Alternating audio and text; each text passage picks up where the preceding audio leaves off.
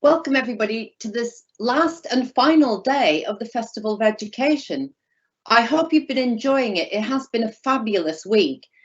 The theme for today's session is collaboration and inclusivity, and who better than to give the keynote today but Nona McDuff, OBE, Pro Vice-Chancellor of Students and Teaching at Solent University in Southampton. Nona, I was reflecting back on when I first met you, and I must have met you casually at so many things when I was the Chief Executive of the Higher Education Academy, but I'll never forget the call, I think, from you and from your Vice-Chancellor at Kingston University, where you were at the time, really excited, saying, I think we're doing something that you'll be really, really interested in. We've got an approach to closing the attainment gap, and it's a tool that we've cascaded, we've trialed, we've piloted councils right behind it. And I thought, great, I need to come and see it. Of course, when I went to meet with you and your team, then of course, at the end of my huge enthusiasm with what I saw, and also the student presentations, then of course it was, and do you think you could give us a small grant to get this taking off to the next stage, which is when Hertfordshire and also Wolverhampton joined in as well. So from those small beginnings, that I have to say, it was so much your passion and your belief that this would really make a difference, which it clearly has, because of course now it's spread across so many different institutions. So I'm so excited to have you here today to be able to talk us all through your approach at Kingston, but then how you've taken it to Solent as well. So Nona is currently a member of the Advanced HE Peer Review Quality Committee and is also on the UUK's Racial Harassment Advisory Group. She's been a panel member of the Teaching Excellence Framework, which I think has been wonderful. And I have to say, it's something that I was pleased about because, of course, at Queen Mary, we're hoping to include our progress in closing that differential attainment gap as well. She's also a member of the Ministerial Social Mobility Advisory Group and has prioritised the challenges and barriers students face in higher education.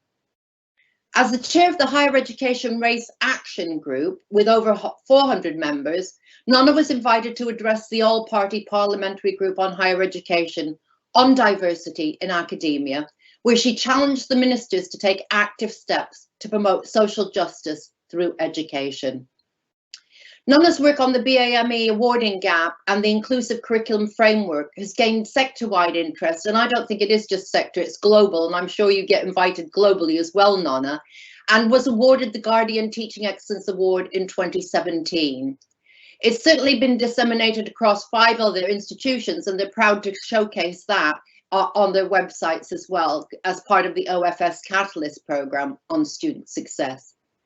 Nona's research interests include inclusive curriculum and differential attainment, and she's regularly invited to speak on race, disability and widening participation nationally and internationally. So I'd like to hand you over now to Nona, who will present on approaches to inclusivity in blended learning. So over to you, Nona.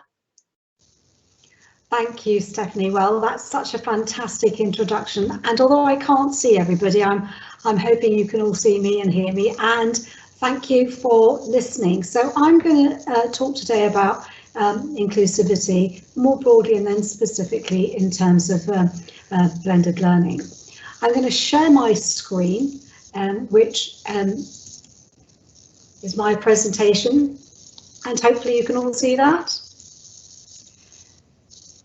So, Stephanie, what a kind introduction.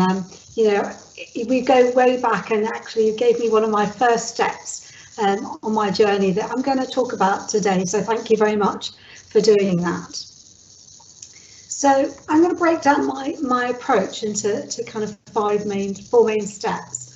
So the first one really is that thinking about what we know, then taking that to an institutional approach. And then I'll be talking a bit about the inclusive curriculum, and then finally ending up with how that translates into a blended learning environment. So firstly, what do we know? Well, we know that universities transforms lives. It's supposed to be, as Nicola Dandridge, who was part of that social mobility advisory group, said, going to university leads to new ways of seeing the world, to new horizons and networks, and to significantly enhance job opportunities. But the key phrase there, I think, is, but not everybody benefits in the same way. So it's clear when you look at the data that's produced in this report and subsequently across the sector, it is clear that the influence of background continues long after graduation. Now, we will all have our own ideas about the differences in the data that we're seeing by groups.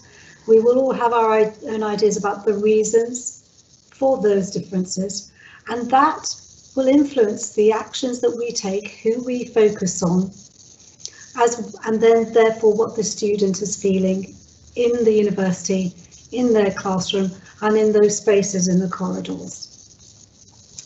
So in terms of data, what we know, well, we know so much data has been produced. There is a light shining across all the different data sets, and those have been put into the Access and Participation Plan dashboards. And now what they've done, and you'll know all of this, but for those who may not know this, that data is classified into the different stages of the student life cycle. So they've got data on access, data on continuation, data on attainment, and obviously progression in terms of those student outcomes and graduate employment. And of course, they analyse that data and help us analysing our data by different categories, such as polar, IMD, age, disability, ethnicity.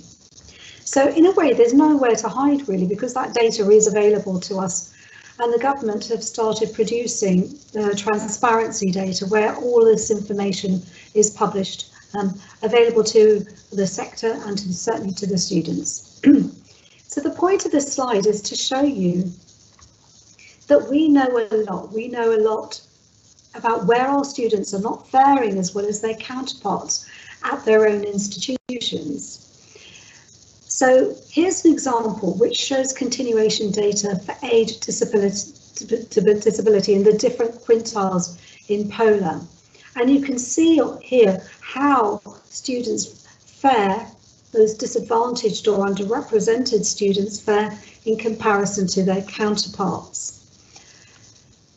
I'm going to hone in on race. As Stephanie said, my interest is really around race, of course, but I will touch on the other issues as we go along. But I wanted to add, just before we start looking at this, that I recognise that the term BAME is really problematic and seen as problematic because it doesn't cover all the range of people. It's quite a homogenous name, and it doesn't doesn't really speak to all the different experiences of the different groups that make up that heading. So early as 2011, Singh started talking about the problematisation of that term.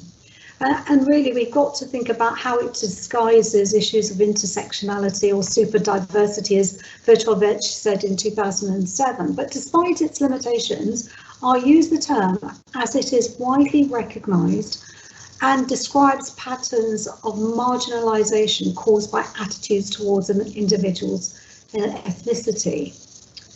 So the BAME awarding gap used to be called the Attaining gap, switching the emphasis now to awarding, switching the emphasis from a student deficit model. It's the difference between the proportion of white and BAME students who are awarded a first or 2-1. And you can see here that the Advanced HE statistical report shows that the BAME awarding gap is 13.2%. Now, overall, that means that 81.4% of white students received a first or 2-1 compared with 68% of BAME students. So, of course, the categories that make up that BAME proportion is different. So the next table I'm going to show you is an important table because it looks at the impact of those different student characteristics. And it introduces the concept of explained and unexplained differentials. So here you can see that the comparator group, which is white students, compared to the different groups, you can see there's an observed difference. So I'd like to just touch on what the unexplained difference is. And this is a really important concept, really. So the idea of unexplained difference is really key. Some of the factors that contribute to the attainment gaps are things such as entry qualifications, subject of study, or age of students. But once these structural factors are taken into account, there remain significant unexplained differences, which are referred to as these unexplained gaps. And that's what the OFS are now talking about, unexplained gaps, in terms of the kind of commitment to change. But it's important to note that whilst the unexplained difference is greater for Black students, as we can see here, it is present for all students of colour. So I've only shown you a few categories, but it is there. And this is data that is modelled by HEFCE in 2018. And what it took was, it took all the graduates and took into account, they took into account age, disability, ethnicity, participation of local areas, sex, subject of study, prior attainments in terms of subjects, qualifications, and previous school type and institutions attended, and controlled for all those factors. And still, they couldn't understand why there was this gap. It's a very important concept, which I'm going to just touch on again here. So, entry qualifications are such a strong predictor of degree classification. So, for example, if they come in with a tariff point of 400 points plus, then they already have an 85% chance of getting a first or 2-1. So, of course, the converse is true. So in this table, you're going to see a concept called the value-added metric, which was developed by myself. The concept was developed, but really the work of accreditation goes to Matt Hiley-Rayner, who already produces the value-added score for the Guardian table. And really what it does is challenge the concept of all those other controlling factors. And it takes 5 years of sector data. So the VA score here is calculated by taking the actual degree outcomes for all UK domiciled graduates across the UK for the last 5 years, broken down by 50 entry qualifications bands and subjects of study. This allows us to calculate the probability that a given student will achieve a first or 2-1 degree. Aggregating these probability produces an expected percentage of any given cohort of students who should achieve a first or 2-1. So if the cohort achieve this percentage, the value added score is 1, like here. For percentage attainment above or below the expectation, the VA score is proportionately or greater than the value added. So put simply, here you can see in this particular institution that BAME students were here to get an expected degree outcome. And you can see the explained difference between the two thick bars, which between in 2015-16, the white and BAME students had a different expected degree outcome, and that's the explained difference. The unexplained difference is the gap between 0.68 for BAME students and 1. So that is really compelling data, because it shows that the journey that the student takes during their university time actually strips value away from students who come from BAME backgrounds, as opposed to their white counterparts. So you can see as the years progress, white students were getting more out of their university experience than predicted in terms of the proportion of students they were predicting to get first and 2-1, so a greater number of students did. And here you can see there has been real improvements. And what's particularly of note is in the last 2 years, the value added score for white students remains the same, but the the value added for BAME students increased without increasing the value added for white. And that's quite an unusual phenomenon, because usually when you increase the proportion of white students getting the first and T1 and the proportion of BAME students getting the first and T1, there is a proportional increase, so the gap remains steady. So taking this as forward, and you can break it down and look at things like differences between socioeconomic groups, so you can look at intersectionality, socioeconomic, gender and race, and you can really interrogate the data.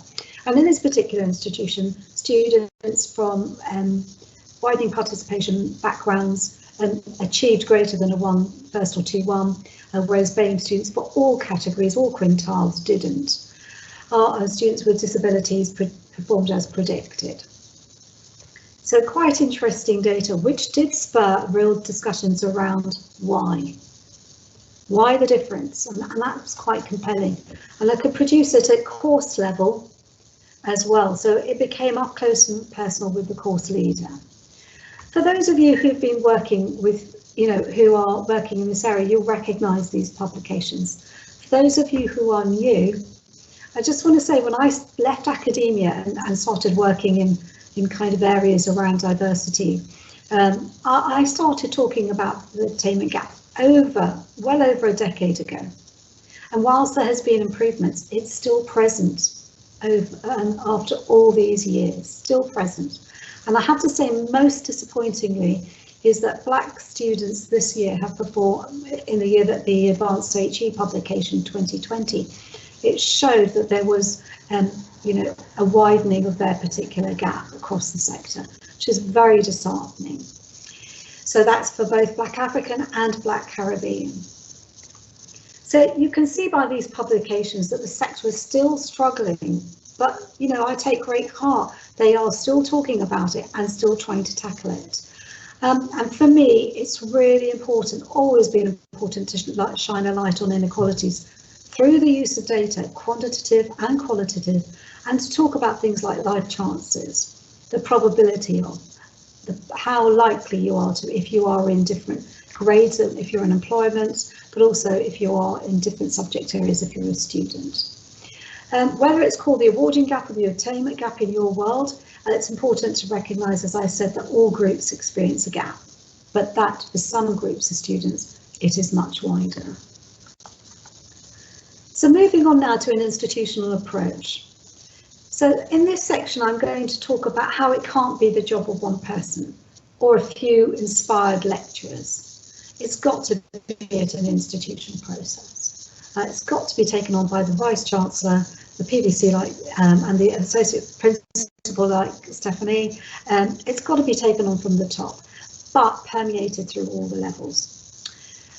So when we look at the Office for Students, did a fantastic publication a few years back, and in it the literature review really did show that for a number of years that students have felt they didn't achieve because they're out of place. They lack their confidence, they are less entitled, they don't feel that they're entitled. Problems with the curriculum, the academic environment, teaching quality.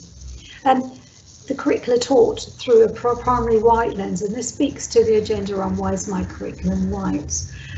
Students don't feel supported and encouraged in their daily interactions. So all of these research shows that there are students who will feel marginalised, othered, undervalued, and NUS, like others before, felt it was systemic, and that the responsibility had to lay with an institution as a whole, with the curriculum in the classroom and in the corridor. And so for me, it's the culture of the student has their own culture, and they feel the culture of the lecturer, who feels the culture of their subject, who feels the culture of their head of school or department, who feels the culture of their dean, who feels the culture of the Vice-Chancellor, and all the other people who are making financial decisions as well. And of course then beyond to the sector and to the government. So the student is feeling all of these things, which is a really important concept.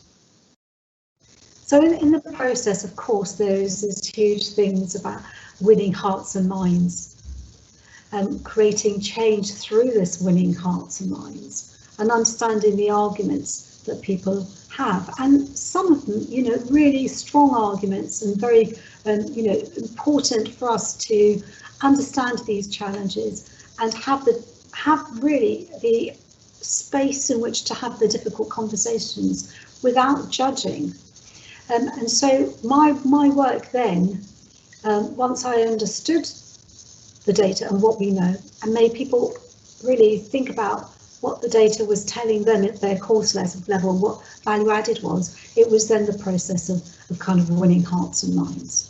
So there's a fantastic article by Chris Brinks, who's the Vice-Chancellor of Newcastle, when he did his inaugural speech in 2009, and it came from Stellenbosch University in South Africa, and he wrote this thing called Standards Will Drop, and he, a very clever man with, you know, a great logician, I can't even say the word brain, you know, he's a logician, or whatever the word is, and he, for me, it was one of the most important keynotes I've ever heard, because he articulated all the challenges that I would then later face, you know, and it's a very important way to think about disadvantage and widening participation. But, you know, I came across many arguments like it's because BAME students come in with different tariff points for subject of study, and the data started to discount that. And it was really funny because, you know, of course, the statisticians, the mathematicians, the physicists all wanted to look at the algorithms. And of course, we said, go and look at it. And one by one, they didn't challenge it, but they did have real interest in looking at the data and how it was compiled. It's someone else's fault in the university. I'm not a racist. I treat everyone the same. I don't know what to do about it. I can't make a difference. It's not my role as a lecturer. And of course, all the arguments that fall under standards will drop. So really, it was incredibly important to have the space in which to have these conversations. And there was the pushback around, you know, these are, the students are very different nowadays, you know, and we used to say, well, they're all students.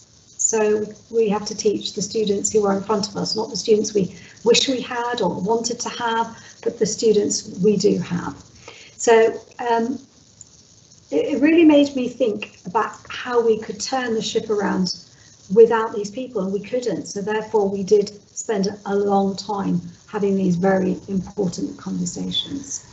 But really, at the end of the day, there was a new world ahead, and we had to start thinking about shifting the way we worked and the way we supported our students.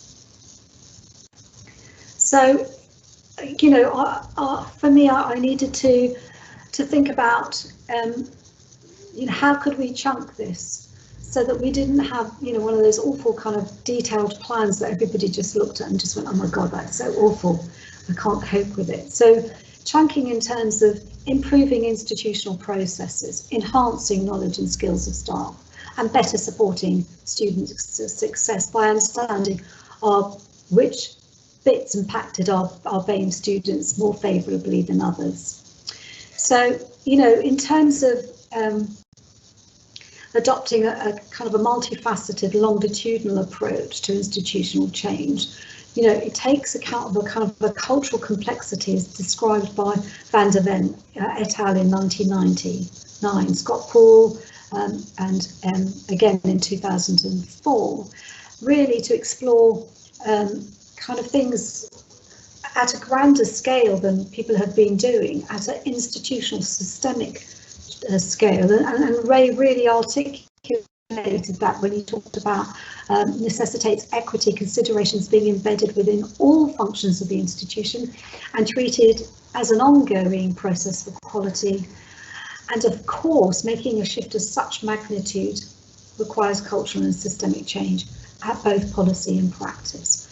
And hence, it would have to be institutional processes, knowledge and skills of staff, and hence it's got to be about better supporting students. So what did it look like? Remember, I didn't want this kind of like, you know, step one, step two, and I just couldn't cope with that sort of thing. But we had some big things.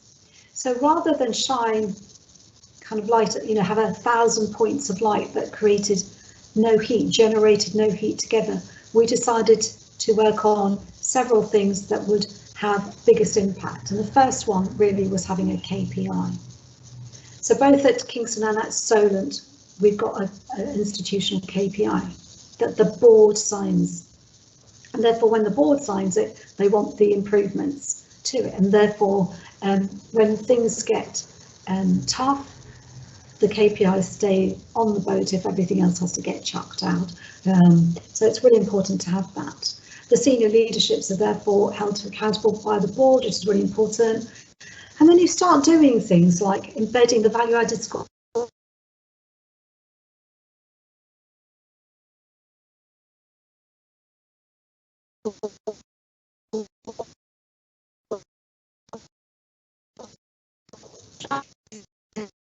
That score. You can turn apparently green courses with rag-rated green courses into amber or red very quickly.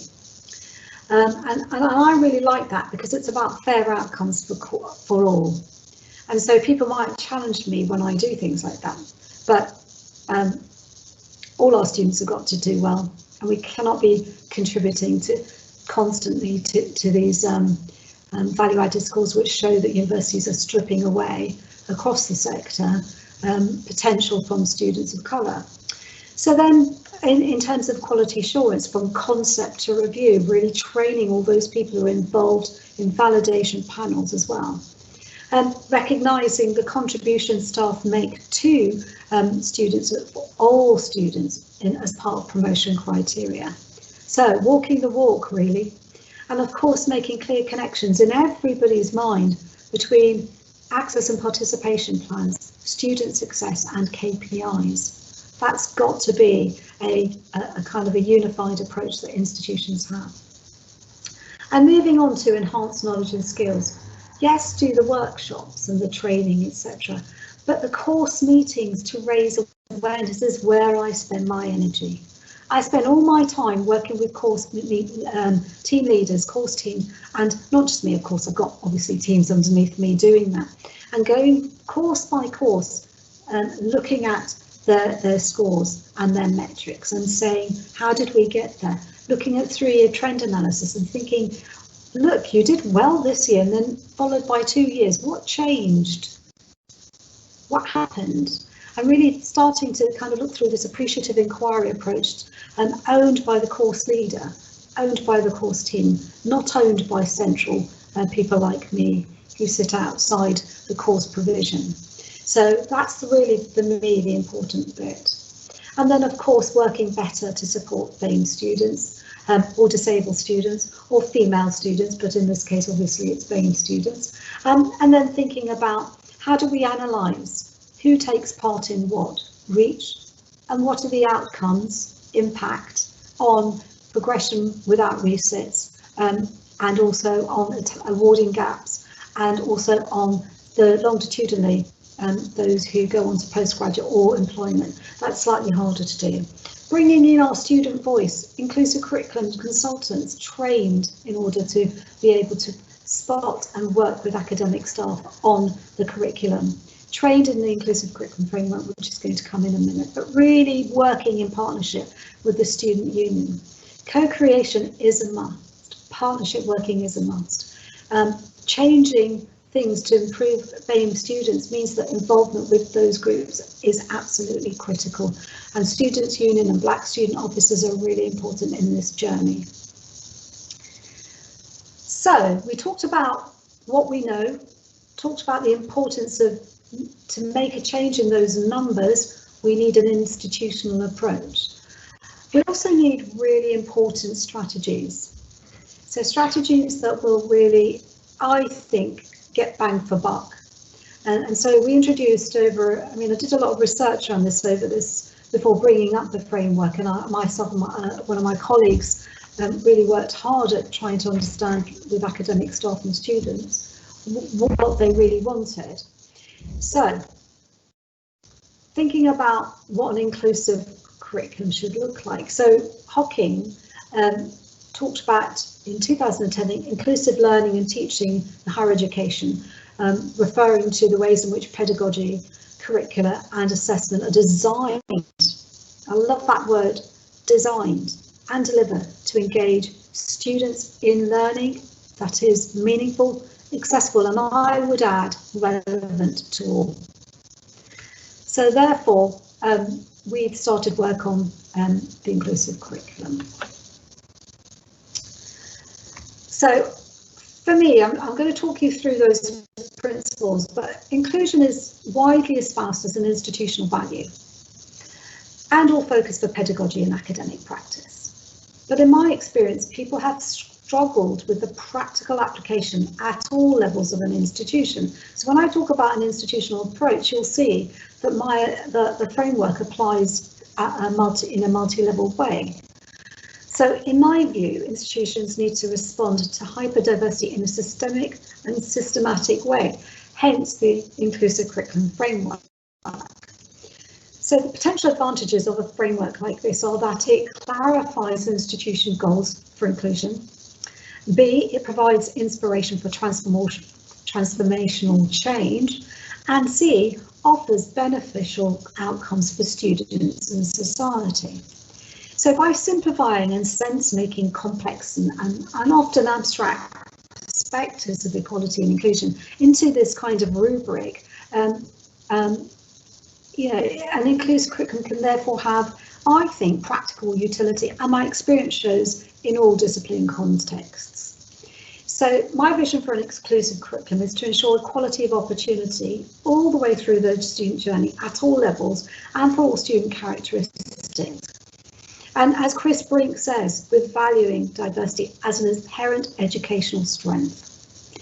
So you will see here that our principles are create an accessible curriculum here, enable students to see themselves in a curriculum and equip students to positively contribute to and work in a global and diverse environment. So let's look at principle 1, create an accessible principle. I mean this both physically and conceptually. So in terms of methods of delivery, educational technologies, and whilst we know e-learning can help to improve an access and through supporting flexibility, it does mean that certain students don't benefit from it, and then we have to build in the kind of processes to support them. But here we are asking educators to think about accessible language and literacies and take into account preferred ways of communicating and cultural learning styles.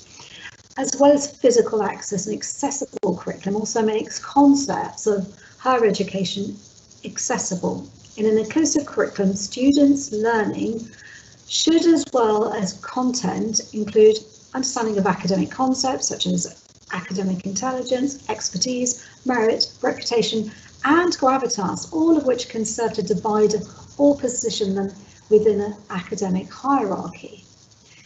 Principle 2, which is enable students to see themselves reflected in the curriculum. So Principle 2 ensures that students are co-creators and are not alienated or disadvantaged by a curriculum that is not relevant to them or excludes them or their culture, their experience, their values, doesn't actually draw upon them. Remember, diversity is an educational strength. And an inclusive curriculum strengthens a student's sense of belonging through multiple aspects of the curriculum, ranging from reading lists, case studies, choice of assessment topics to modules and programme choices. And it kind of emphasises students' personal learning objectives and their own personal ambitions, and encourages them and encourages their feedback and encourages them to have their views about the way they matter within learning. So at a more profound level, issues of cultural access relate to whether students' cultural backgrounds are acknowledged or accommodated in the curriculum. So I would argue that staff need to be conscious of the grand narratives and patterns of privileged knowledge, Eurocentric, colonial, westernised, etc. And that all of these that are carried out into the design of their curriculum to the advantage of some groups of students while preventing others from fully engaging. So this is quite challenging because we have to raise students' awareness of the partial and subjective nature of disciplinary knowledge. Means that, because what we want them to be able to do is, they will want them to be more able to critique what is accepted as important and legitimate knowledge. So we know there's enough evidence now around in the sector that co-produced approaches can involve students and other stakeholders directly, and that by doing that they actively are engaged, and it does improve the relevance of curriculum design and course concept. And we've got the metrics to show that does work. And finally, equip students with the skills to positively contribute to a very changing global world where the balance of power is shifting across the world. So an inclusive curriculum considers student diversity as an inherent educational value, and I keep saying this. So that means inclusive strategies and learning approaches should enable engagement and shared learning to build student confidence and competence to engage not only in the classroom, but in the workplace and society. We are preparing students to take their place, and we need to prepare all our students to take their place in the workplace and in society. So this principle speaks to employability, ethics, kind of the sustainability in gender. Students who are interacting with people from backgrounds that are different from theirs are developing diversity competences.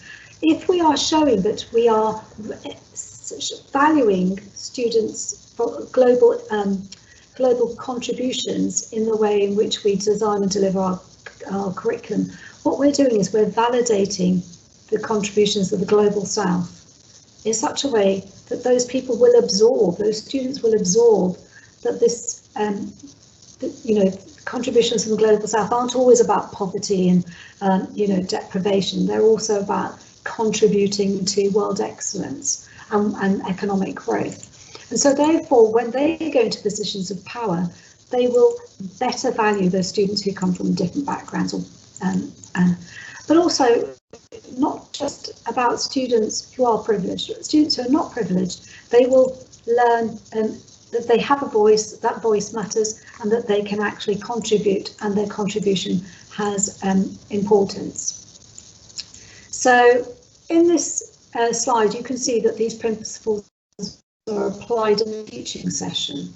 So you can see it is in the content here, in the concept, what we're teaching, in the content, in the delivery, for example, in group work, in the way in which we kind of assess whether learning has taken place, as we do in every one of our teaching sessions, and also in the way in which we use kind of that teaching session feedback to build understanding, but also in our review. So as we walk away from the classroom, we're always reflecting as teachers how our sessions went, but we also need to ask ourselves the fundamental questions: who learned and who didn't? And we have to be mindful, we have to be mindful of the way in which we have delivered the work that we do, and reflect and improve for the next time. So the same principles apply at module level, and you'll see the rubric is the same. However, the left-hand side, this kind of column here, of course, the content then becomes learning outcomes, reading list. The delivery becomes the learning and teaching strategy, and the assessment strategy, and the feedback strategy, and of course, however you review your modules or your units or whatever you call them. And then again, at programme level, same thing, same principles in the concept of the programme specification. What subjects you are teaching, what programmes are you putting on? In the module offers that you have, is there diversity, is there in there? In the delivery, in terms of the overall learning and teaching strategy and the assessment strategy, the feedback strategy, and of course in periodic reviews as well. How did you do in terms of your metrics for all your students, etc. Who are the students who rolled onto this programme, who did well, who didn't do well, and how does that change for the next cohort? And again, applying this at university level. And this is my favourite really, because what this does is say to the rest of the university, you too have to follow this. you too have to create an accessible institutional curriculum, the curriculum in its broadest sense as students experience it. Enable students to see themselves within the university's offering and equip. And whatever you do in the co-curricular spaces also have to equip all students with the skills to positively contribute to and work in a global environment. Whether that's through our academic framework, in the concept, in our portfolio offer, in the content, in the way in our education strategy, in our co-curricular offer, in the way in which we recognise and value contributions, and of course in the way our university reflects on whether it achieves its institutional mission or not, and of course in the review and the achievement of the KPIs. So I just want to quickly touch on in an institutional approach at the COVID. So taking that last slide which looked at institutional approach, this is how I used it to think about what did we really need to invest in. We knew that what we did very quickly was that we offered flexible accommodation, not just for BAME students here, to be honest, for all students we offered flexible accommodation. That meant we offered students the ability to have short let stays. So that they didn't commit themselves to a whole year. Now, lots of people did that. We did it very early on and publicised it very early on. We talked about inclusive learning styles, and that was also reflected in our flexible assessments, where we elongated very quickly and right at the beginning things like 24-hour submissions, etc. Now, everybody recognised most of this because we've all caught up. But also, in terms of enhancing knowledge and skills, what we did was we started to make sure that the data of our students, particularly around BAME, but also students who left care, or students, so care leavers and estranged students, we really wanted to tailor them to provide advice and support, and also in terms of understanding that some of our BAME students were facing particular challenges, as that cohort of people were more likely to have suffered death and losses during COVID. And also I argued, let's not preempt what people need, let's ask the BAME students themselves. We also put on digital bursaries. This is again not just for BAME students. We very quickly, right at the beginning, started issuing laptops. A lot of universities did that. Some universities I know didn't do stuff like that. So I'm not saying that this is remarkable, but what I'm saying is let's look at what would make the biggest difference. And we used our networks in order to come up with a plan. So let's look at an inclusive curriculum in practice. So here's some examples of things that change, and the following few slides, which you can read at your leisure, you'll have these to look at. But really what I want to show is the different ways in which we can really make changes. So these are real changes that have taken place. So in a physiotherapy education course, the academic staff course leader changed the practice to enable female Muslim students to fully participate by making accommodations, and that was a tweak. No kind of minor modifications, nothing involved. A nice case study, and this is one I worked on myself, so of course I love it. But this is one where I'm Mumbai Dabbawala's working with business management courses and really on a logistics management module to look at valuing. Remember I talked about valuing the contribution of the Global South, and looking really at the Six Sigma award-winning process of delivering home-cooked food to office workers using an infallible coding system and distribution method, just with a bit of chalk on a few tins, infallible, which shows what can be done, and therefore really recognising the contributions of students. And they could see case studies that reflected them positively in the curriculum. This one was really a fantastic one, which really made a huge impact on the attainment gap, and was led by somebody who eventually came to work in my department and changed the geography module. We validated after realising that their BAME students year in year out were not doing well, and then changed the module to recognise that people have different experiences of rural spaces. So they changed the field trips, where the field trips took place, and gave an open choice in the assessment topic, which meant that people were not disadvantaged because of their lack of understanding or experience in a kind of a normative environment that was existing beforehand.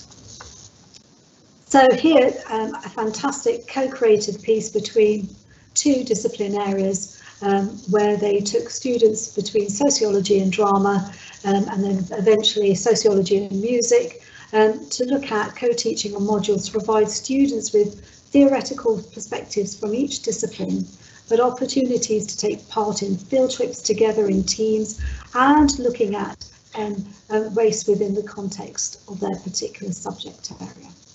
An example here of business studies completing a marketing project for the Royal Air Force, where students were charged with developing a recruitment strategy to improve the recruitment of Black and minority women from Black and minority ethnic backgrounds. Now, people have, will challenge that, but actually the students on that course loved it, and they felt that for the first time they could really add value. The students of colour could really add value because they're working within a field that they understood. They were talking about their experiences and those of people around them. So here, we've got a few here, which is fashion, hair, makeup, and really incorporating design histories that reflect BAME experiences, but not just creating a module where Black students would go to, which only taught Black hair, makeup and hair, but weaving it into the kind of the curriculum for everybody. So they started recognising and being able to discuss hair and fashion for different groups of people, which was really important. And Black BAME alumni were asked to come into the university to partner to increase the number of guest speakers and live briefs that were relevant for BAME students, and that's just had some really interesting impact at Solent. And drama students seen as producers of knowledge. After the Black Lives Matter, there was quite pushback, obviously, from students across the sector. And a colleague of mine who has written quite a lot in this field, who is an actress herself and a producer, really started challenging. And I remember what she said. She said, like, we must ask ourselves whether the kind of pluralist identities in our classrooms are actually reflected in our pedagogies. And and she said, where there is a lot of people who come from outside the country, that we need to think about our canon of work, and we need to think about how much we're valuing, how much we're preparing students to work in a very global environment, and that our canon is very closed and favours certain groups of students, and that the real contributor in the room is not the lecturer. The real contributor in the room are often those drama students who are from BAME backgrounds, who are from LGBT backgrounds, who are women in male-dominated environments, who can actually say, I am a producer of knowledge because I'm at the forefront at the moment of this debate and of this work. And lecturers have to be very comfortable with handing over that power to them. So, talked about what we know, led to an institutional approach. The inclusive curriculum framework was a major strategy and major4 in creating the change that we saw in terms of really reducing the gap from about 27% to 11% in about 4 years. So really making a huge significant difference. Of course, raising awareness is just in itself a very powerful thing. So I want to go now down in the last few minutes to talk about inclusivity in the blended learning space. So principles of inclusive online learning. So when we went into online learning, we did it quite quickly back in the day for, last year. Back in the day, it was only last year. However, we wanted to ensure that our online space is inclusive. It was very important to me to ensure that our students, particularly those who are first in their family, who are entering HE for the first time, our care leavers, our estranged students, had a really outstanding experience, a scaffolded experience. And the principle of scaffolding is really important. And I wanted to make sure that we had high expectations at Solent. So scaffolding for me would encourage students by supporting them to interact systematically and purposely with materials, with their environments, with their educators and with each other in this virtual space or in this hybrid space as the year progressed. So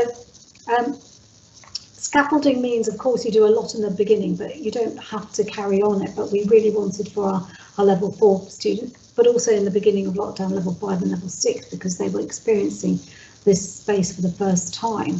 But clear instructions, really understanding that you have to step students through each part of their journey. So we created a set of principles, and this is taken from colleagues at Open University who did some fantastic pieces of work, and I've put their credits down at the bottom and a link to their work, but integrated. So what we were saying is all the courses, all the modules had to demonstrate these principles: integration, collaboration, engagement. They have to be balanced, economical, reflective, gradual. So each element, integration, clearly links to and builds. You have to clearly link. There's no corridor conversations happening, no checking with the lecturer. Did I understand this? How does this relate? You have to demonstrate to the student in the online space that each element clearly links to and builds on the previous ones. Meaningful opportunities for collaborations. You have to engineer it more so in the online space than you would have to do offline. Which types of activities, self-tests, must engage learning. Academic teams have to be visible on and off the camera, and unfortunately we have to be enthusiastic, because this is a very difficult space, especially when students turn the camera off, and I can't see anybody at the moment now either. Balance, because students get tired. We all live in a kind of like Zoom, Teams world. It is very tiring, but workload has to be balanced, because it meant that we needed to make sure that students could actually achieve. And we didn't want students to be learning new tools or new concepts constantly. And we needed to give students time to reflect. And of course, giving students in the online space gradual tasks that builds up their knowledge and their confidence. So then of course we started to think that our staff, those are the principles, but our staff actually needed scaffolding too. So what we did was I created this fantastic thing now looking back. I didn't know I was doing it at the time in that way, but it worked really well, because it's called the Transformation Academy, and it was designed to ensure all our students experienced an outstanding learner journey. So we created a structure, a process to ensure that staff knew what was expected in terms of the course and module requirements, so they could follow this. We also ensured that there was an extended team of people. Now, of course, in my position, I just pulled everybody I could. So we had I did a call out for faculty staff who wanted to get involved in, for whatever reason, their promotion, their goodwill, whatever their deep commitment, to come in and work on an institutional project. We had the academic development team, strategic leads for learning and students, and of course our inclusive curriculum consultants that I mentioned previously. Technical instructors, library staff, you name it, I brought them on to this Transformation Academy. And what we did was we clearly defined what good looked like. We broke this down into components which could be practiced easily, because we showed what good looked like, and then we broke it down into what should go on each sub-page of the module dashboard and each page of the course pages. And then we were facilitators. This extended team here were facilitators, supporting their colleagues in a very challenging environment in a very structured, organised way. We provided feedback and just-in-time support for those people who didn't have the digital capabilities. And then we did this for semester 1 very thoroughly, and we're doing it for semester 2. And I've been spending my time auditing some of the modules. Very interesting. And I came across these two, which I'm going to talk about today. But the Transfer Academy then created in each of these tabs: overview, assessment, reading resources, learning, managing your outcomes, semester A, all these. We created exactly what you had to show in each of those pages. So it was a list with all the tools and technologies and the support behind them. And of course, for us, we made sure there was accessibility. We looked at the design of everything. So for each of these, we made sure that there was some templates to follow with very good guidance. Now, of course, your students were entering, your students and my students were entering and the course or module space for the first time. And so what we did was we wanted to say in the overview, how would you use these pages? And we went into quite great depth. So Tom and Gray and Victoria, here's a screenshot of they're kind of talking through their approach. But you can see that they've put inclusivity at the heart of it. Engaging learning and teaching space, high quality evidence-based and consistency, following those principles that we spoke of at the beginning. And then they actually said, look, let's even talk you through the assessment briefs. So they talked through the assessment briefs, ensuring to the student that they would totally understand how they would learn in order to be able to be assessed. So joining the dots in this virtual space where students would be struggling because they couldn't pick up conversations other people were having and they may not have had the confidence to talk to anybody. And in this one, this is Victoria, and you know, at the bottom of this tab, we've included direct links, she says, to succeed at Solent, which is our kind of academic skills page for easy student access and signposting, recognising that she was having to signpost students constantly. And so what we created there is a really joined up, connected journey for students every single stage, so that students could have an accessible curriculum and could see themselves still in the curriculum as well. And that, you know, through this whole process, the students would feel confident, particularly our level 6 students entering their employment, that they had a valuable experience that prepared them to go into the workplace, more so than we thought right at the beginning of lockdown. So I just want to say thank you very much for listening, and I hope you have had some insight from the work that I did at both Kingston and Solent and through this presentation, and I hope you have some questions.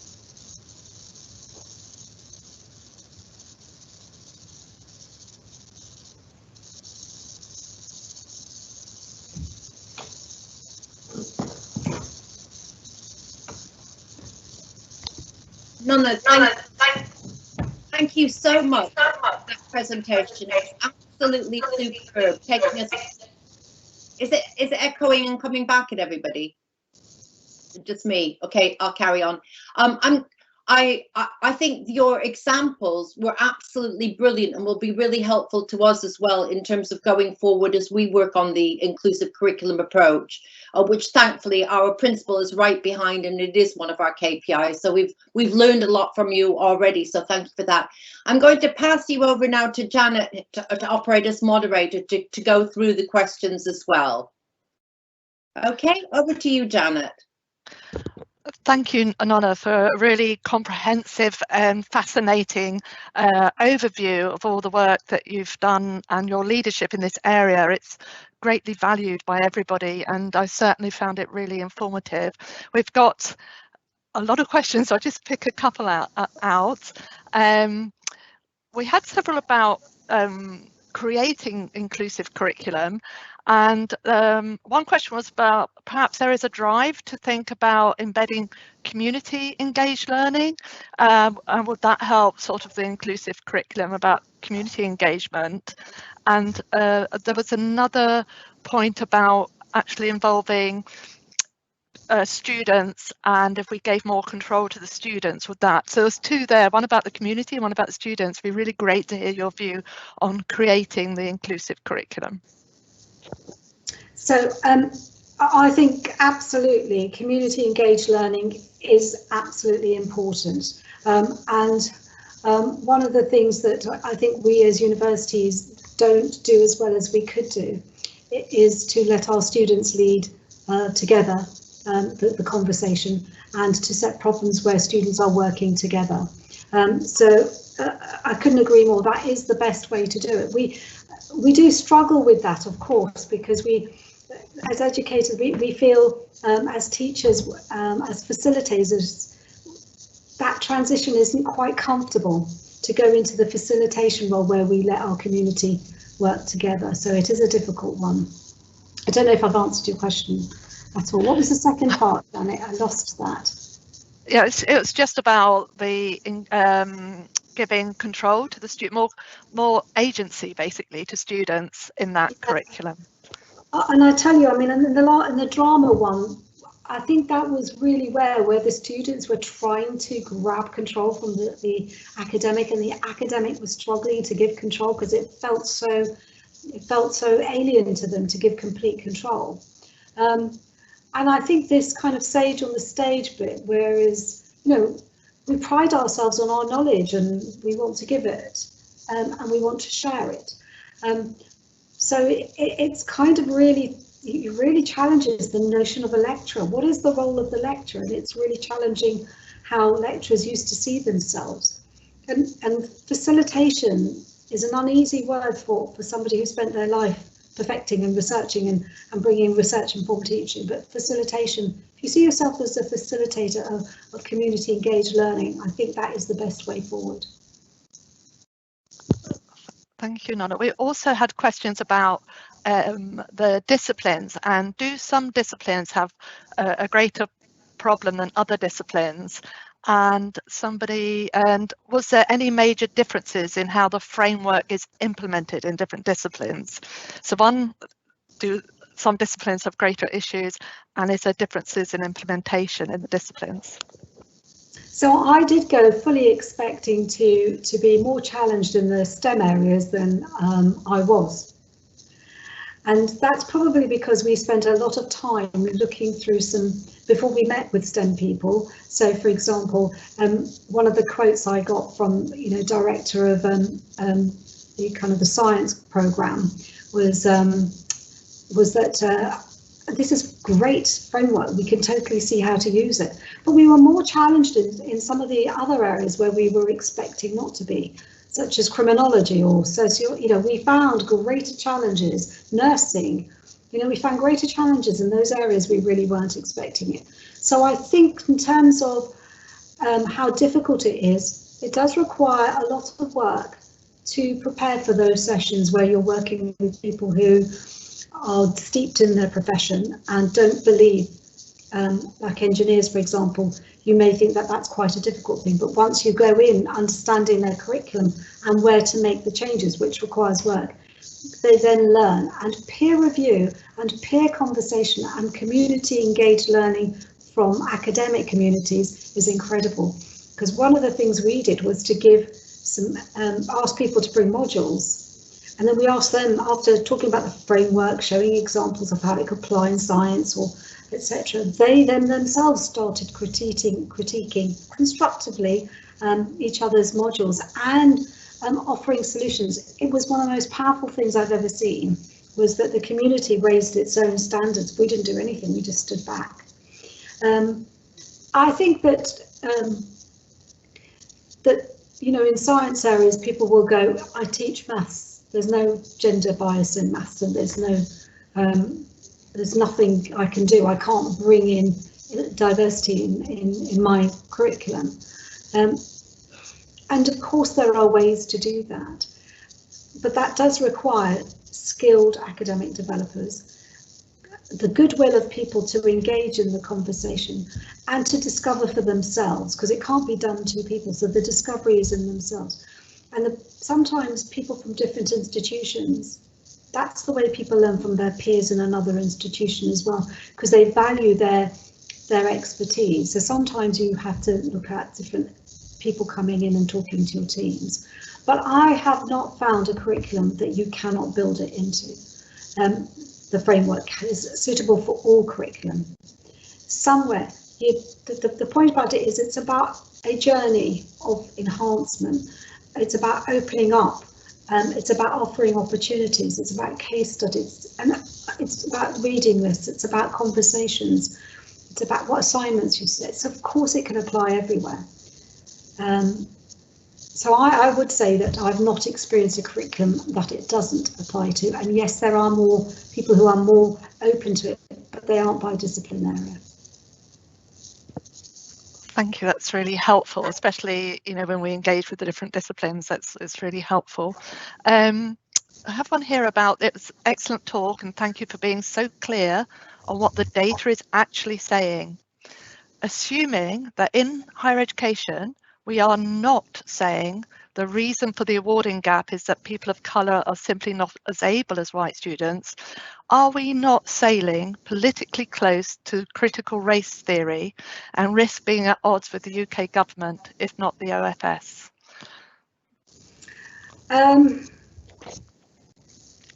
I don't care, to be frank. I just look at the data and I look at what the data is telling me. I mean, we're evidence-based people. We look at data and we interrogate data. We look at qualitative research and the lived experiences of people. So part of our job as academic is to collect as much evidence as we can, and then to form our own opinions and create new insights and new ideas, or just to reaffirm. So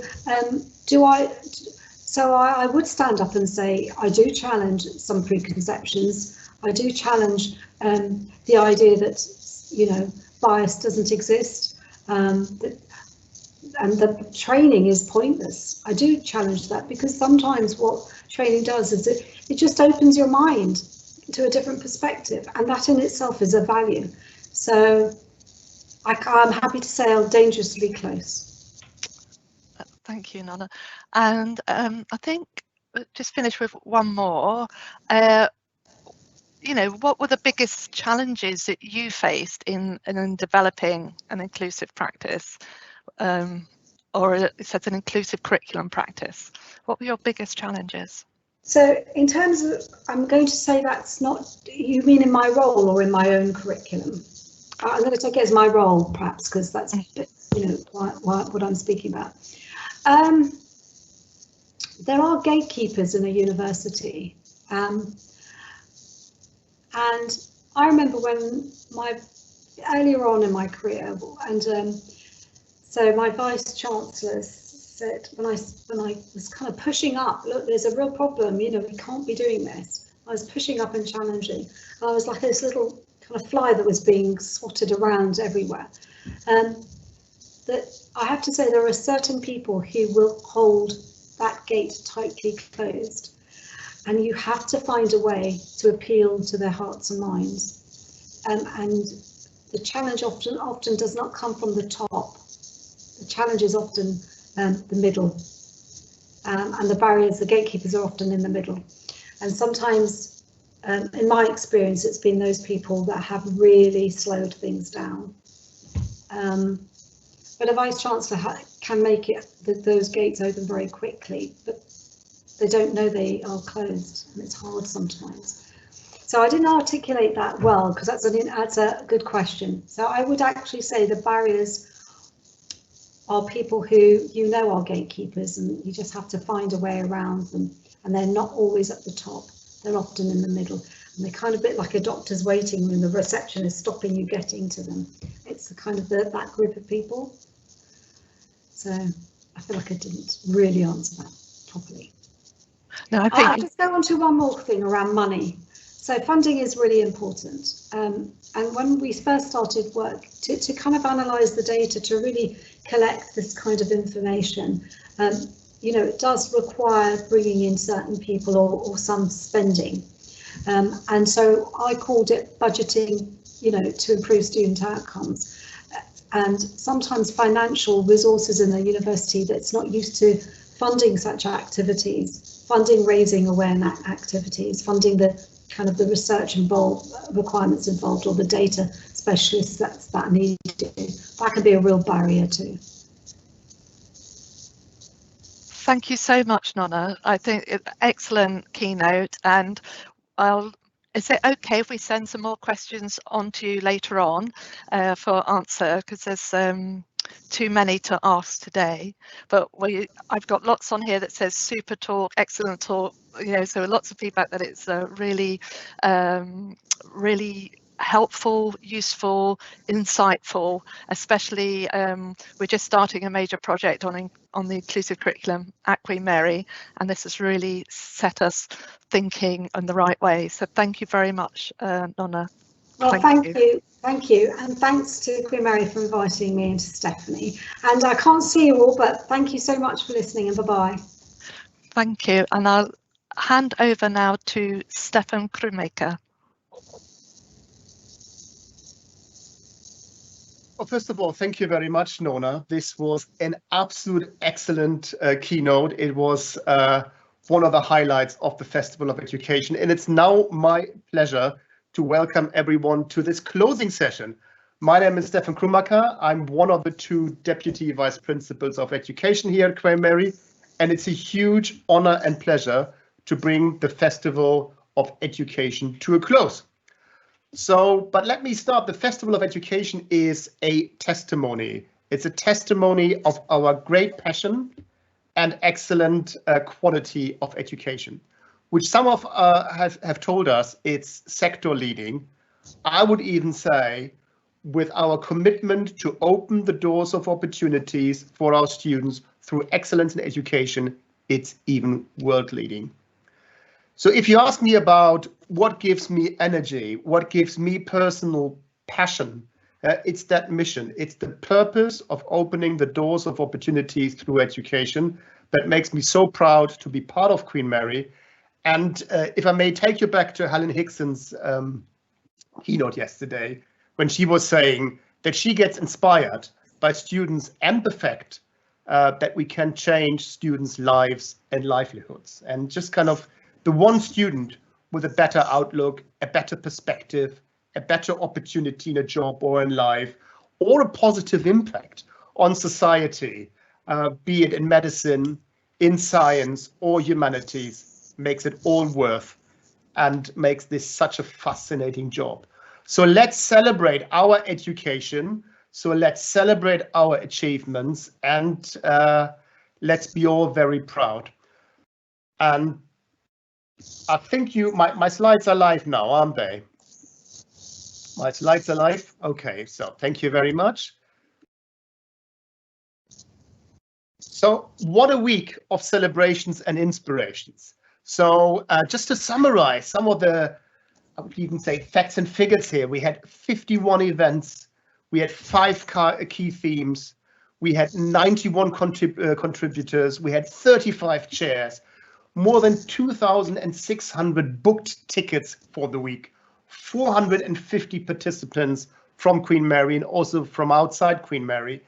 And for me, this is lived and breathed collaboration and co-creation. At this point, again, let's celebrate, let's clap, let's open this kind of virtual bottle of bubbles for all the contributors.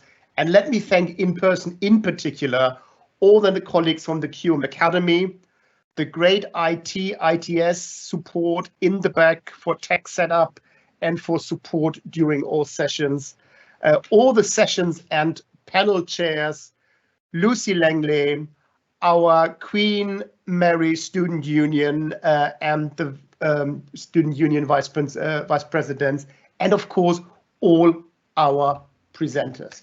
Thank you very much.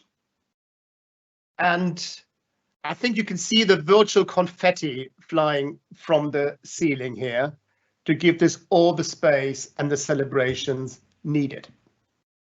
So some of my personal highlights that I would like to share with you, and I picked one from each of the 5 days. So one of my first highlights for Monday was Gilly Salmon's presentation, and where she was saying that educators are designers of learning experiences. So if you take a second and to think about, so how is our road changing, or how has our road changed already? So we're not delivering just knowledge. We are not reading knowledge to our students, but we are designing experiences. We are designing a learning journey. And it's great to see so many examples of the week, how we're doing this. And I should also say, outside the Festival of Education, what we've seen since the pandemic has kicked off, all that energy, all that kind of passion, as I mentioned earlier, to deliver high quality education, in particular in the blended space, is second to none of what I have seen elsewhere. So the role is changing. Second day, Jeff Crisp was saying, don't assess what is easy, but what is meaningful. And there's a lot of discussion around currently also under our student enabling projects about assessment. And that made me think very often in the past, we were looking for what's an easy way that kind of keeps my marking workload a bit lower. Very often we were kind of reaching out to use MCQs because we believe it's the best way to assess students' learning. Maybe it is, but it shouldn't be just used to kind of reduce our workload, our burden on marking, because it's easy. The Wednesday was all about student engagement, and we had a fantastic student panel at noon, and the students were celebrating flexibility remote learning is bringing as the big plus. They were saying it allows them to study at their own time preferences. It allows them to revisit some of the material that we curated for them, recorded stuff, reading stuff, online quizzes, and so on and so forth. And that was interesting, to be close at the same time they are quite far away. They're even joining us from different countries, but the moment they're coming into the virtual space, it's a certain level of felt closeness. I was very much fascinated by Helen Hickson's keynote yesterday, where she was talking about her dream. And I sort of translated it a little bit here. Don't dream it. You might know this from the Rocky Horror Picture Show, those who are a bit older. Don't dream it, be it. Yeah, don't dream it, be it. And I added, do it as well. And she was dreaming big, as she was sharing with us 10 years ago, where research and education is at equal level, at equal respect, at equal celebrations at universities. And I believe this is what we're doing at Queen Mary. So we come a long way to bring education and research to an equal level. And it's great to see that so many colleagues on TNS contracts are progressing all the way their careers to professorship. So let's continue to dream it and be even bolder. And as I mentioned earlier, to reimagine and to do even more to change our lives and livelihoods of students. And my personal highlight of the day, before I saw Nona's presentation, I must admit, was chairing and celebrating the educational awards earlier today. And to see all these names and all these faces and colleagues, and to have a second to clap, to virtually clap, to clap really on microphone, and somewhere popping the virtual champagne bottles here through the animated GIFs and teams to celebrate what we've achieved this year. So, but where do we go from here? So where do we go from here? What have we learned, and how will our education look like in the future? It obviously is the big question, and we are discussing at all angles now in the university. And just to reiterate, those program directors have received an invitation. Next week's a program directors forum where we talk about educational principles for the next academic year. So have our directors of education also for next week. We have discussions with the student union. We have discussions at our senior team. We have discussions in the school. So what will what happens to the large lecture? And I've taken this headline from an article that I've read the other day. Has COVID killed the large lecture, or will it raise from the dead at one point? We all know there's little evidence that large lectures are a good way to learn graduate skills. So why are we in large lectures? It's quite interesting. Some students have told us in the student engagement session on Wednesday, they're seeing large lectures more as their social hub than places for learning. They know when they come to the large lectures, they are meeting friends, they're meeting their fellow students, and they have a touch point, they have a hub. For them, the large lecture is a social place. So the question would be, how can we replicate? Should we replicate? How can we replicate this into smaller entities or with other means of online communities, exchanges, or exchanges on campus. So a recent study from 43 Australian universities revealed that 2/3 won't be conducting any on-campus lectures in the current academic year. And you know, the Australian year just started in January. So a commitment until the end of the calendar year not to conduct any large lectures or any lectures on campus. And some universities were reporting that students have voted with their feet, and they have actually stayed away already from large lectures before COVID, and that the transition has started before COVID, but of course it accelerated. The next question is, so what role will educational technology, EdTech, play in the future?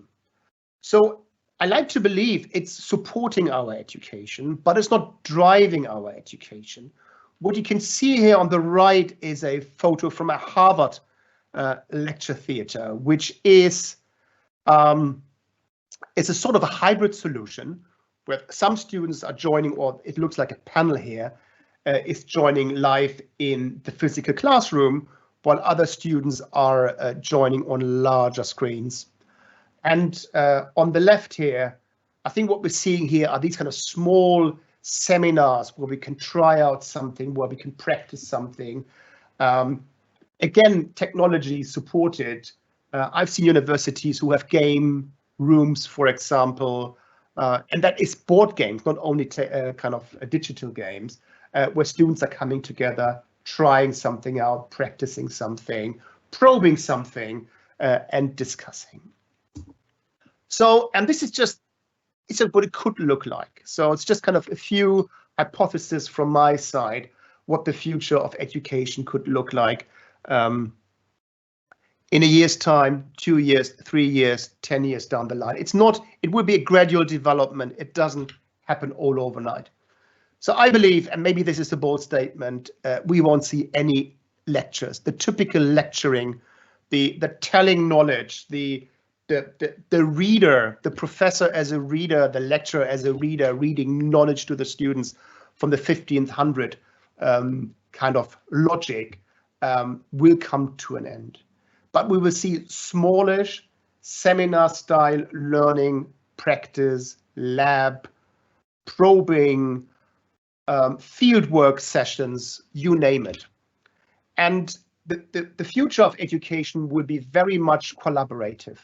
So we are seeing collaborations already from teaching teams, collaborations where we include students, where we include professional service staff, where we include advisors, and we are building a community and breaking down the large cohorts into smaller communities, give them an identity and co-create learning. Picking up on Gilly Salmon's point here, I believe educators are designers of learning journeys. And of course, we all have to learn our ropes here. We've done massive steps between last March and this year. But of course, there's more to try out and to try. It's a journey. So we're experiencing, we're building these experiences for students, and we are building these learning journeys. And with a lecture moving into the museum, maybe, we will see much more active learning. We will see much more practice-based learning. We will see much more problem-based learning. In this kind of community, it will be more group-based. And we know our students at this point very often are telling us they don't like the group-based approach. But we also know when we talk to employers that the group-based, the team-based skills they're developing is the absolute key essential skills for their employability. What I mentioned earlier, education will be ed-tech supported, but it will not be driven by ed-tech. However, we could see solutions like, and some universities are doing this, teaching in a second life virtual environment. And this is also something we will be looking at just to see how could we use ideas from this logic. And this is very much, those of you who know me, my sweet tooth engagement. I believe there will be a massive shift from attendance, from physically having the bum on the seat, to engagement. And we come a long way, and we now have the tool to measure in a more granular way how students are engaging with our learning in the classroom, and we'll be further developing that space. So at this point, I would like to hand over to you for any quick comments, for any questions, for any reactions, for anything you would like to share about the future of education. And I don't know whether Janet has received any questions or anything already. I'm just looking, Stefan, and not at the moment. It's just everybody's really enjoying it, but there's no direct questions. But what could the future look like? Okay, so while Janet, could you share the Padlet link, please, in the announcement for us? Yeah, I've just done that, Stefan. Okay, fantastic. So maybe to stimulate some of your thinking, I would like, I'm a big Padlet fan. I would like to invite you to take 3 minutes, and you have a QR code here. You also have a web link, a link in the chat in the announcement section, to think about your personal highlights from the week. So what was your the one highlight of the Festival of Education? What inspired you most to change in your education, in your pedagogy, in how you're teaching in the classroom or online? And how do you want to educate your students in the future? If you could make a wish list, so how would you like to teach? How would you like to educate? How would you like to see our students learning in the future? And if there's one thing you would like us to stop, or you can personally stop in education tomorrow, next semester, what would the one thing be? Maybe we can take a few minutes, and don't get. I have a question for you if you want. Oh, fantastic. So while others might look into the Padlet already, I'm very happy to take that question. Thank you very much, Janet. The question is, when can we discuss these ideas and feed into the planning for next year? Yeah. So as I mentioned earlier, your program directors, all program directors, are invited to a session. We have a monthly program director forum next week to discuss exactly these questions for next year. And as I mentioned, there's a longer perspective. First of all, a more tactical approach. How will we be teaching next September? And then the question of how are we going to teach over the next 2, 3, 4, 5 years along the 2030 education strategy. So please, if there's anything you would like to contribute, speak to your program director, or feel always invited to send any ideas directly to me by email. The same for the directors of education, and we're inviting the program directors and the directors of education to start conversations in your school with PS staff and with all academics in the respective schools. Is there another question, Janet? There's a statement. Yes, go ahead. Question. Yeah, I love the reference to shifting from attendance to engagement, and look forward to discussions on that at the next festival.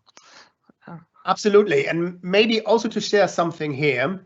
I'm leading a project, a part of a project, a work stream on learner analytics, and we are looking into, so what do we really want to, and now I don't want to use the word measure. What do we want to learn about how our students are engaging? And how do you want to use that knowledge, that evidence, that data?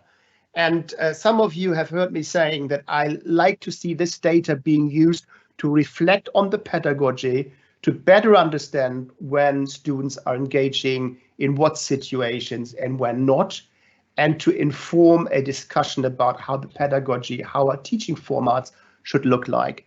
And also for students to have an understanding of what it means to engage. And I like to move away. From that logic of using data, attendance data, or even engagement data as a stick. as a surveillance, as a monitoring tool, but to understand where students need support in their learning and outside the learning in their personal circumstances. Thank you very much for the statement. And what we will do, we will invite program directors again, directors education from each school to a World Cafe in April to discuss the future of how we want to capture engagement and how we want to work with engagement in the future. And again, if you'd like to be involved, drop me a line, please. So I'm seeing the Padlet is feeding up. Any other statements or questions? I think, hold on. When will we get learning analytics overlaid onto student outcomes and student data? What do you mean by overlaid? Well, I'm just trying to onto student. So having student outcomes and student, so it says calculate gaps, to calculate the gaps, etc. So every program, every module organizer should have access to the Q Engage data for his or her module already. The program directors have access to all the modules under a program umbrella, and the directors of education are seeing all the engagement data for a school.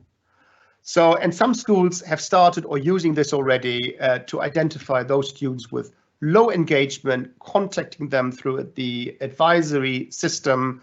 But now I think the next layer, as I understood the statement, is to also see performance data, probably from the January exam season, and also some coursework data, coursework marks, and then to see how they relate to engagement data. This is something we will take on board, but I believe that this is something that Power BI can do already. I will take this back to the team. We have a weekly meeting to discuss Q Engage. This is a great question. Thank you. Okay, any other questions or statements? I don't share the Padlet here. I'm just gonna, you all have it in front of you. I'm just running through a few statements here. Really happy as highlights from the week to see so many students taking part as panelists and presenters. The student panel was a highlight. That was the panel, I think, on Wednesday that I had the pleasure to chair.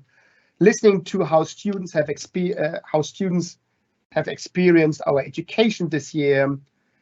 Jeff Crisp's keynote on Wednesday. What to do when things go wrong, Nona's talk. And let me think, I would just kind of skip to the one thing I like to stop doing in education. The lecture as a live event, 2-hour on-site fixed exam, final exams, over extrapolating from a crisis. We need to be wary of changing too much too fast. There still is a place for in-person lectures. Okay, let's further discuss this, and it's not stopping overnight. It's something we've heard a lot from our students who said that the traditional, at least the large lecture with 400 students in a room is something that they rather use as a social event than a learning event. I think that was my highlight of the Wednesday. I have never thought about the lecture as a social event. Okay, so please keep your comments coming. We'll use the Padlet in particular. This will feed into our discussion about education next year, and it will be also a good source for Janet and the team to look into ideas for next year's Festival of Education. And if I could get are my slides still live, Simon? If I could get my slides back one more time. Am I still live on my slides? If you can see my slides, my last slide for today is to encourage you to consider to apply for a QM fellowship for some more exciting opportunities to shape the future of education here at Queen Mary. And what you can see here is it's a snapshot from the Queen You need to share these slides. Okay, I thought I've shared the slides. Sorry. I just heard from our technical support that I'm not sharing anymore. So let me share this again.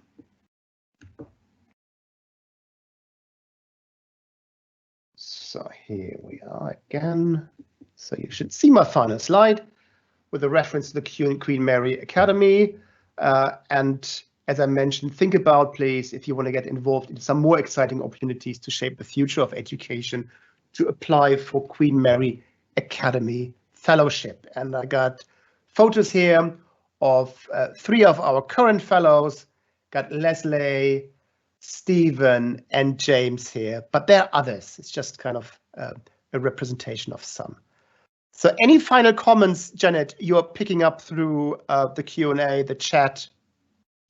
The final comment is there should be a survey to gather all the experiences from this year and some feedback sessions. So that sounds a good idea. Okay, absolutely, absolutely. Taking a note here. Thank you so much. So at this point, what you can see behind me is the Queen's building.